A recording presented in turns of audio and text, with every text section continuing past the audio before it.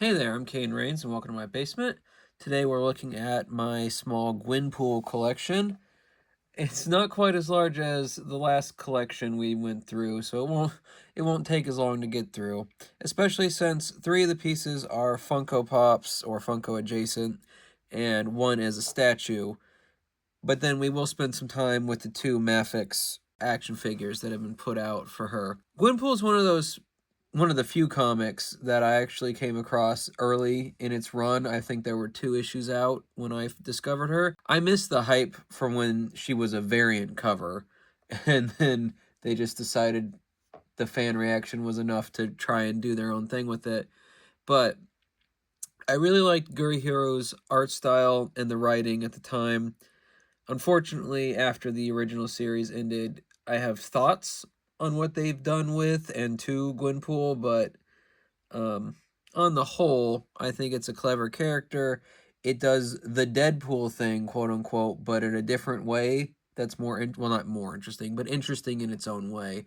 So, because they didn't do much with her, and you can see the majority of her merch here, there's one statue, one action figure, and a pin from Marvel. The pin was from a con, but that I don't have.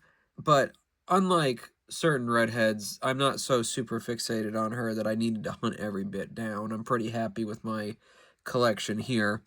So let's start with the statue and then hit up the Funkos and then finalize this video with the actual action figures that I mostly deal with here. All right? All right.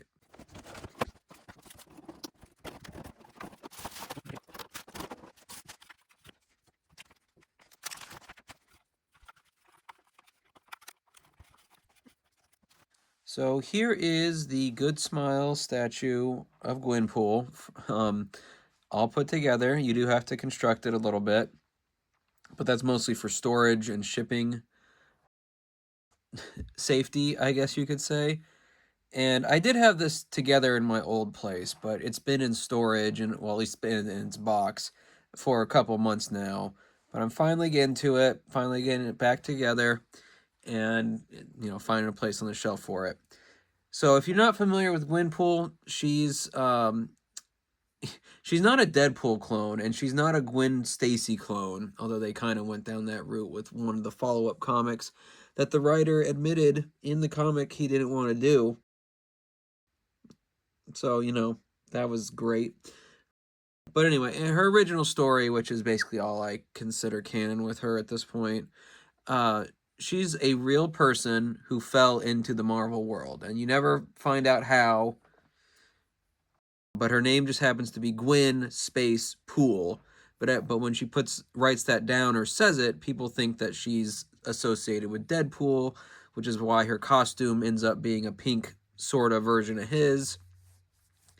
And she knows she's in a comic book, so she can break the fourth wall and then can actually like mess with the gutter space between panels and pages and whatnot. So I enjoyed the character when done well, which was basically her original series and the West Coast Avengers version she was part of. After that, things get kind of messy. This mini series they had her in that she was the star of was all right. I didn't love it because I get what they were going for, but it didn't land. And you just kind of have to read it. And they basically lay out what they were going for at the end. Like, it's not subtext. Yeah, I guess it's meant to be subtext for the first couple issues, but it wasn't. I didn't love it. And then they did this thing with her on one of their web series, and then they did another mini series, and that was one where the artist or writer put himself in the comic saying how dumb it was that he had to write a Gwenpool comic, and it's just stupid. It just read the original series, West Coast Avengers, and maybe the first mini series. After that, definitely stop. Unfortunately, I have to say, unfortunately, she's also where we get Jeff the Land Shark from, sort of. It's West Coast Avengers, but she kept Jeff and then gave him the Deadpool. So if you like Jeff the Land Shark, you have Gwenpool to thank for it. Not Deadpool, Gwenpool. Anyway, so we've got her busting out of the comic. Weapons. It's pretty neat. It's very, it's very 3D.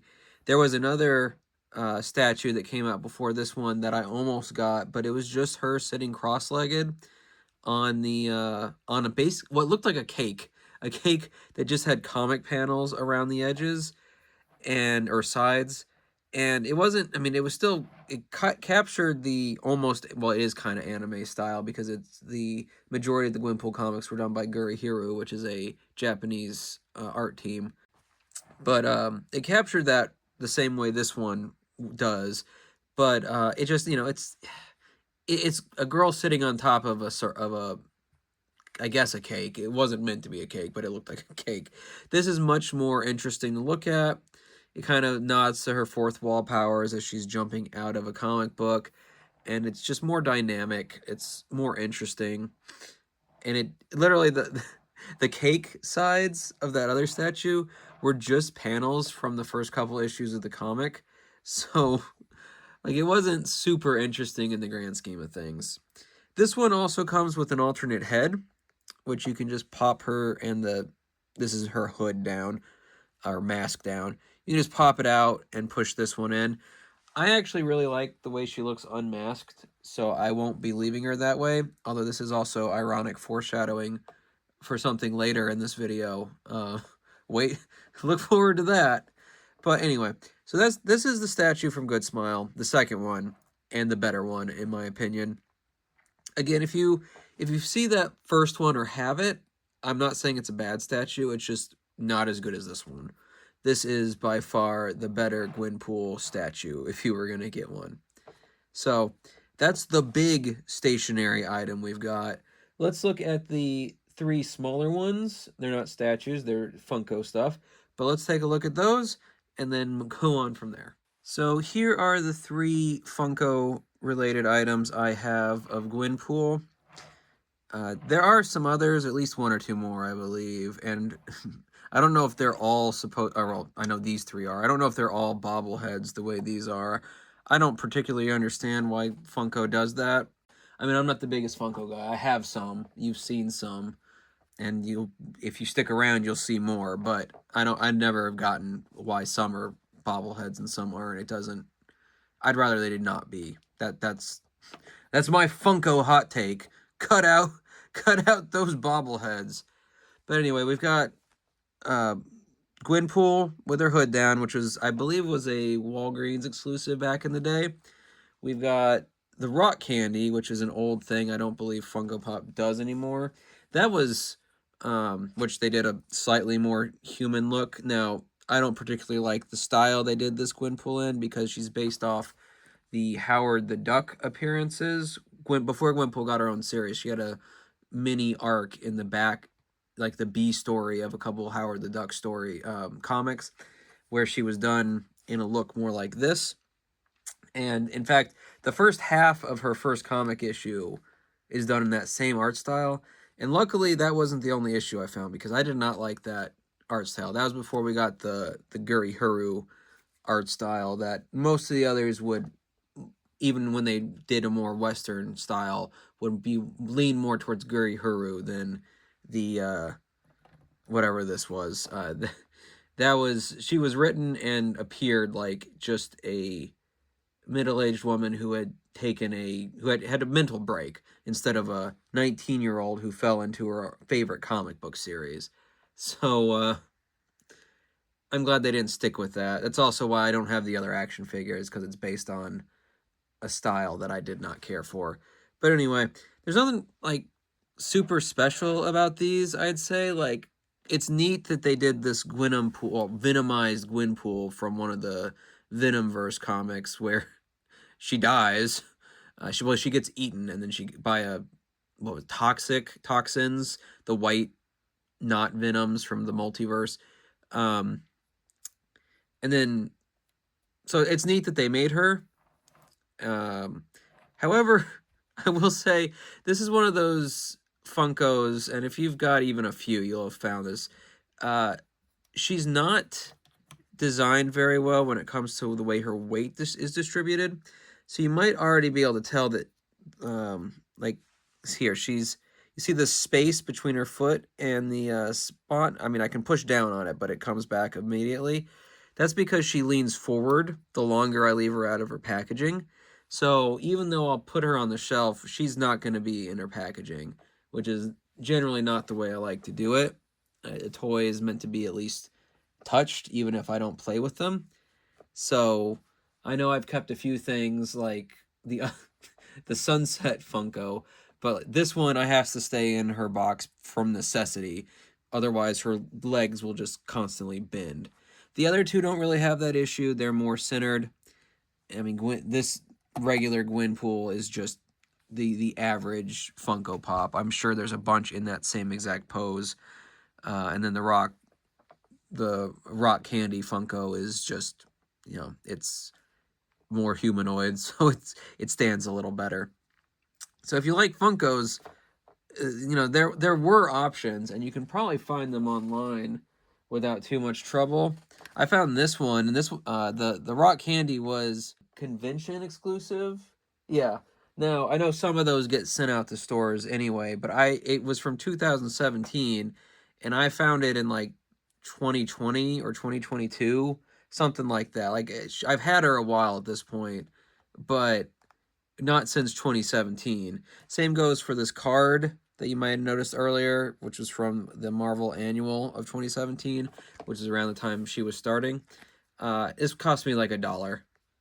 Also, I don't know if it means anything, but they gave her these stats, and she's supposed to be kind of average, but it feels bad that they gave her a 2, because like I feel like she's not a genius. I'm not saying that she should be, Tony Stark level, but at least give her like a 3 or a 4. Like she figures out how to use the white space between comic panels all on her own. I feel like she's not a 2, she's just not a genius. But I don't know what any of those stats mean, or if they even have a real meaning. So whatever. But anyway, there's our Funkos. They're neat. Their heads bobble. One has to go back in her box because otherwise her legs will deform over time. So, if you're in the Funkos, there you go. Now let's take a look at the first Gwenpool Mafex figure, that being Gwenpool. So here is the basic Gwenpool from Mafex out of her box. She comes with this stand. I probably won't use that when I pose her because I try to avoid that, but she does come with it, which, helps with looking at her when I don't have a specific place set up yet. But it's Mafex. It's a pretty well-known brand. I mean, at least from the East. And even without the stand, regardless of the stand, she has a pretty good amount of posability, knees, ankle, torso, arm, shoulder, elbows, wrists, and head. So it is, she's pretty good. I mean, Mafex isn't cheap, so I don't think it's the most expensive. I've had her for years. I don't remember exactly how much I paid for her, but I've had her a while, and I think I've spent more on other toys, definitely on Legos, but probably something else on the shelf is more expensive than her. But regardless, as far as posability goes, pretty good.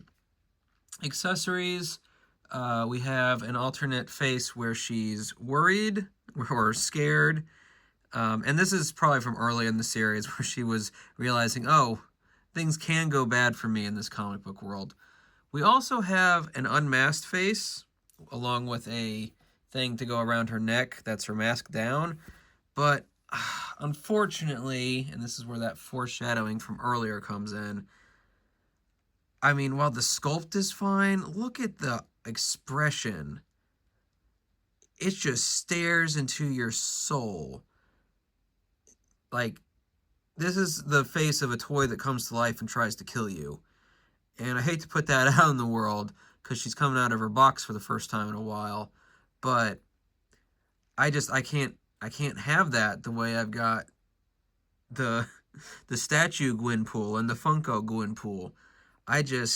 Something went wrong in the eyes. I don't know. It pains me to not put that head up because I prefer, like I said earlier, I prefer the unmasked look. In fact, if I were quote unquote redesigning Gwenpool, I probably wouldn't change much anything. I would just change her mask to not be to cover her hair. I would just make it like cover her eye, the top part of her face, but go under her hair. That's probably what major change I would make. I like when characters have their hair out. Depends on the character. Some I don't want it, but for Gwenpool, I think that would work. She then has 3 back accessories. One is her katanas with not holster, but over the shoulder holder. I don't know what it's called. I'm blanking. If you know down below, let me know. And that does pop off, so you can have this on her without the swords if you wanted, but I don't know why you would do that. These don't come out as swords because she does also have the swords that just, you know, if you've got her grab or holding hand in, it just slides in. And she does have she has a lot of hands. We'll get to in a minute. Her other 2 back accessories, we've got the penguin backpack, which I believe is what she wore the most when she wasn't using the swords, and maybe even with the swords. I'd have to go back and check. But that, to me, that's her iconic backpack. Or maybe iconic is a strong word. But the other backpack she would wear would be the shark one, which is what I think led to them giving her Jeff before she gave Jeff to Deadpool, and then Jeff got his own spinoff, which is why she still appears in the It's Jeff comics, is because, you know, she gave Jeff his name, and she kept the other West Coast Avengers from wiping him out, like some of the other land sharks that were created in one of their issues. So I think that's how that series of events went. And then there's also a cell phone. It's kind of small, but it is scaled to her. And that, if you've got one of her other holding hands, there's 2 different ones, it just slides in there, while the backpack can just be put over her shoulders. And I'll put one on in a second. Her other accessories, as I said, are a bunch of other hands. And I don't want to take them all out because they're tiny.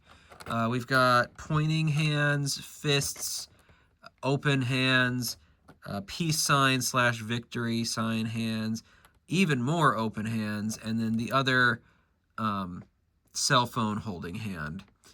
And it looks like maybe the other... No, that's the other sword hand. So it looks like the other fist might have gone somewhere. I'll have to check its box and look for that, but, you know, I'm not going to use it, so I'm not really worried about it right now. I'll find it somewhere, somehow, sometime. This is more or less how she was on the shelf of my old place, plus the penguin backpack that I will give her in a second. Mostly because when I first got her, I had her taking selfies with April at one point. Well, you can't see April right now, but April's back there somewhere. April and I think the Dark Magician Girl, they were all taking a selfie together at one point. So, you know, there's that. But so I'll probably keep the phone out, at least for now. I don't know about the long run, because of the type of character she is, I can pretty much stick her wherever I want, and she can be taking a selfie or fighting or whatever with anybody, because that's the kind of thing she would do. Especially Marvel characters, which I know... Have I put any Marvel out yet? I had Vader. He's Marvel adjacent at this point in time. Huh. No, I guess I haven't.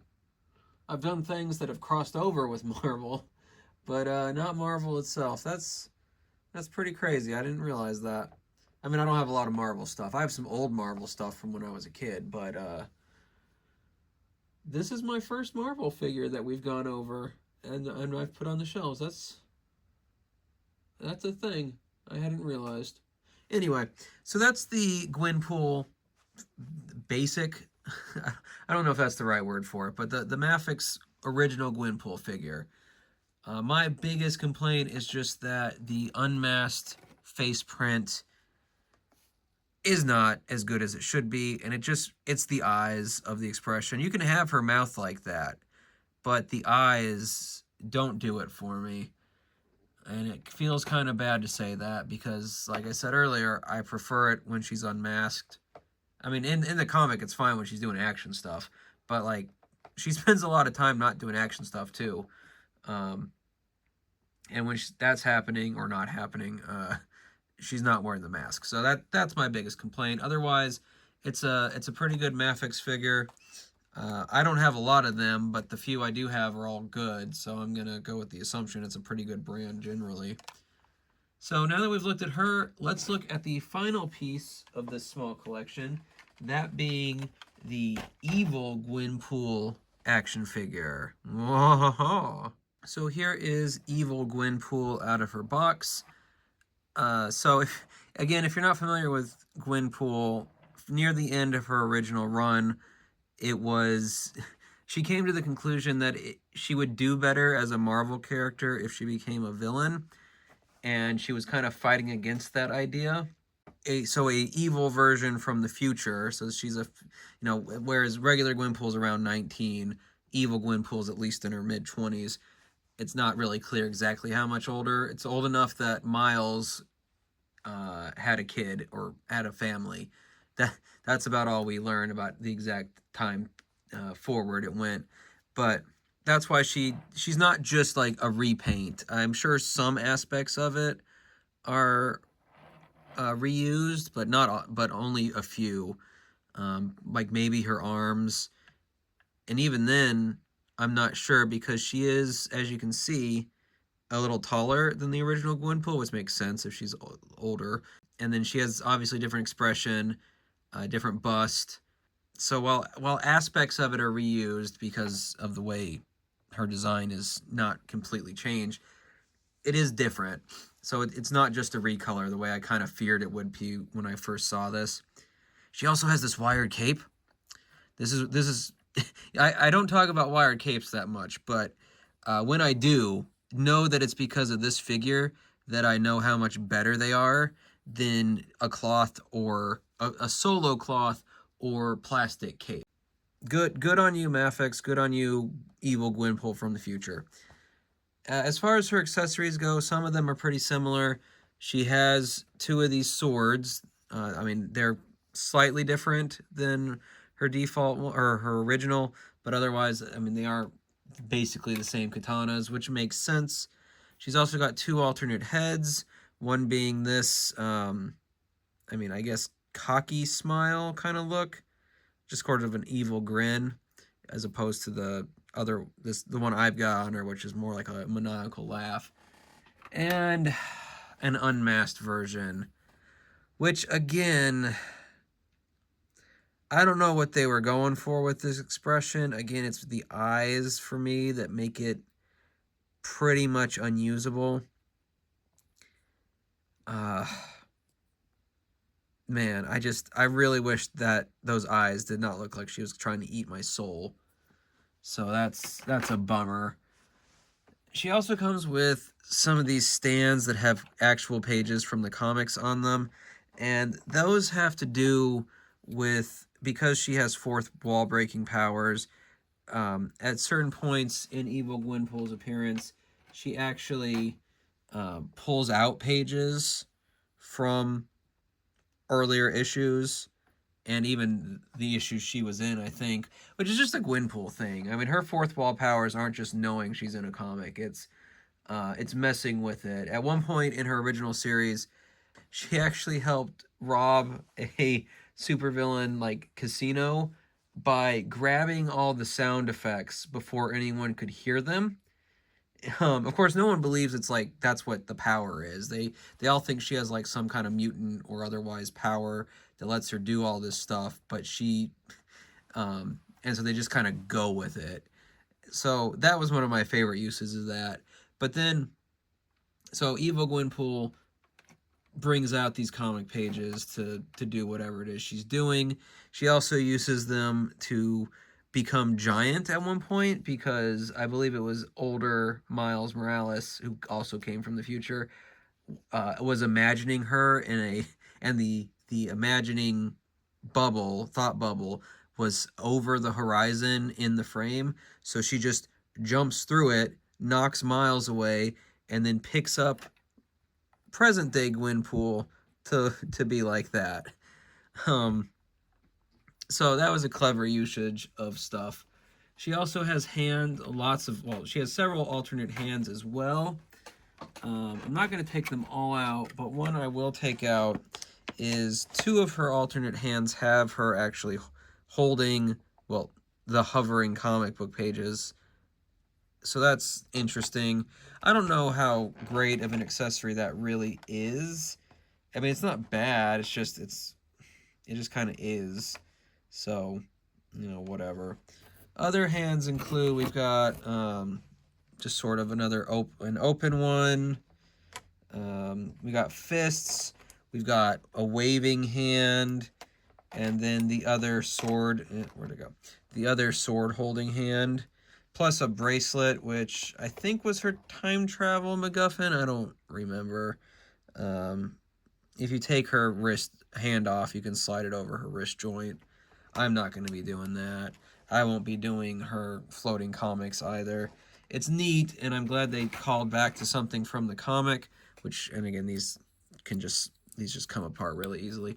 But I don't think it's so necessary to the display. If I ever feel like I need something with comic book pages, well, now I've got 2 stands and 2 hands that have them. But otherwise, that is my pair of Gwenpool Mafex figures. I think they're both really good, with the exception of her unmasked faces. I am sorry that those are what we got, but these 2 are pretty good on their own. So that's my little collection. Let's put them all on the shelf and see how they look. All right? All right. Or that's what I would be saying if I didn't remember that I have one more piece of Gwenpool merch, that being her Nendoroid. I did almost forget about her because all my Nendoroids are in their own set of boxes, but I did remember. So let's take a look at the Gwenpool Nendoroid real quick, and then we'll pop all my Gwen stuff on the shelf and actually be done. Okay? Okay. So here is the Gwenpool Nendoroid out of its box, along with one of its accessories, that being a little proto Jeff here. I mean, it's not a proto Jeff, it is Jeff, but or from early on in his creation, before he was his own thing with his own little comic and all that, and getting into Marvel Rivals and all that fun stuff, when the character he was kind of created to go with isn't. And one thing about this little guy is that his front legs do move. Like, you can pose them a teeny tiny bit, but mostly either you're going to have him down or you're going to have him on his hind legs like that. But he's just a little extra.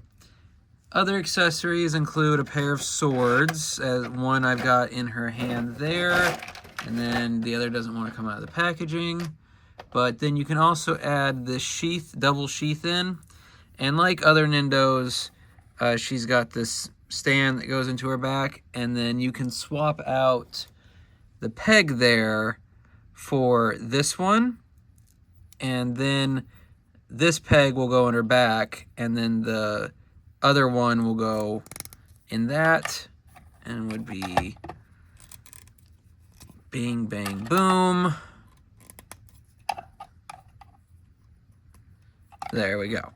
So that is an option. I feel like it works, it doesn't want to stick in too much, but it would probably look a little better with her other accessory, that being replacement heads, those mostly in the form of her masked face. She's got completely masked and happy, and then masked and not so happy. And just like other Nendos, one just pops off and the other can slide in if it wants to.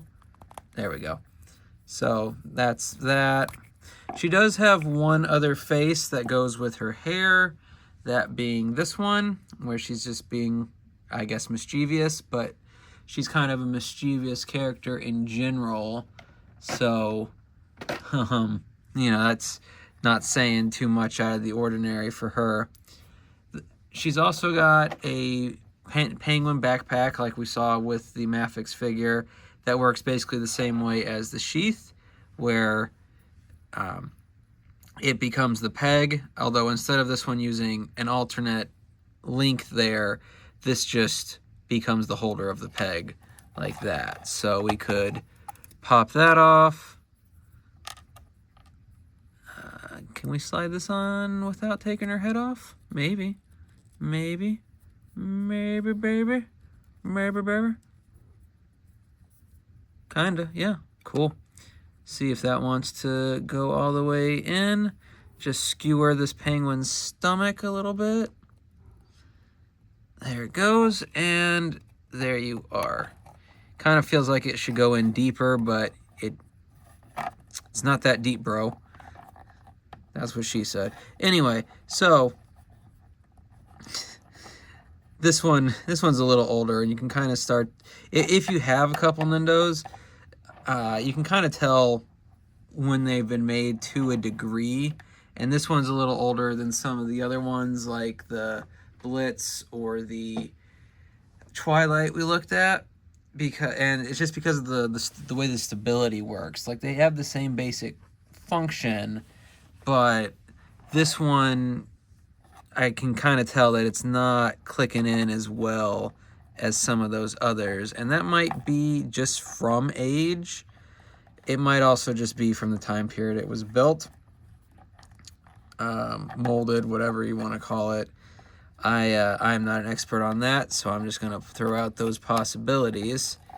But, you know, like, once you've got it in there, you can pose her like you do others.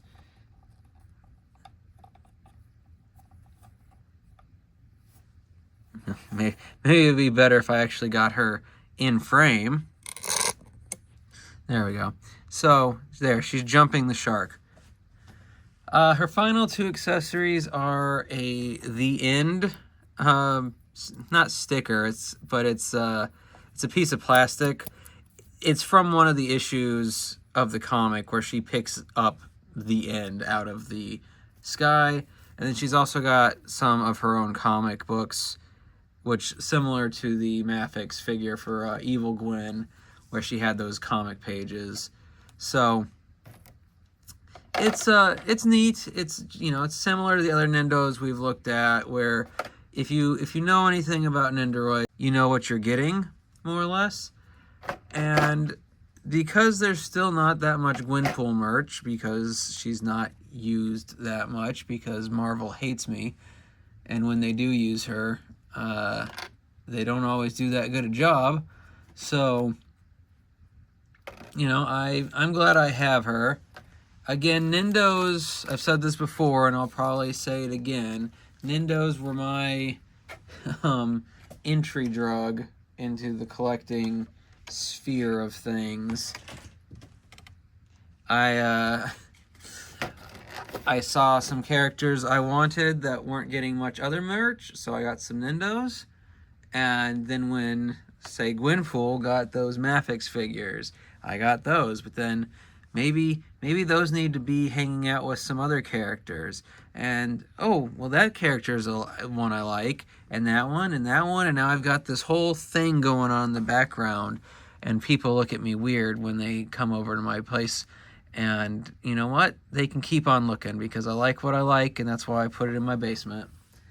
So, that is our final piece of Gwenpool merch for real this time.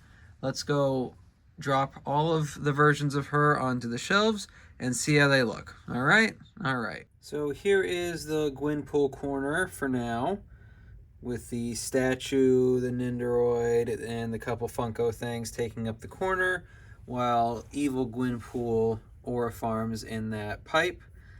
I will probably move her somewhere else onto the villain shelf eventually, but for now I wanted all the parts to be together. Well, except there is one missing, and that'd be the other Mafex figure for regular Gwenpool. Where could she be? Where could she be?